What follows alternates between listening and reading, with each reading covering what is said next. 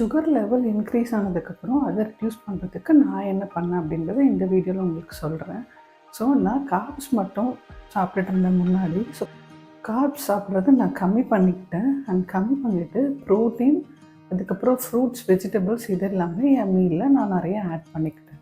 யூஸ்வலாக நான் morning and night ஃபுல்லாகவே வந்து இட்லி தோசை தான் சாப்பிட்டுட்டு இருந்தேன். ஒன்ஸ் எனக்கு சுகர் இன்க்ரீஸ் ஆகிடுச்சு அப்படின்னு சொன்னதுக்கப்புறமா நான் என்ன பண்ண ஆரம்பித்தேன் அப்படின்னா, காலையில் என்னோடய பிரேக்ஃபாஸ்ட்டுக்கு கார்ப்ஸ் வந்து நான் எடுக்கிறத ஸ்டாப் பண்ணிட்டேன். மார்னிங் பிரேக்ஃபாஸ்ட்டுக்கு நான் வந்து சத்து மாவு கஞ்சி குடிப்பேன். அண்ட் அதுக்கப்புறமா கொஞ்சம் ஃப்ரூட் சாப்பிடுவேன். அண்ட் நைட்டு டின்னருக்கு நான் எவ்ரிடே பேசிஸில் சப்பாத்தி சாப்பிட ஆரம்பிச்சிட்டேன்.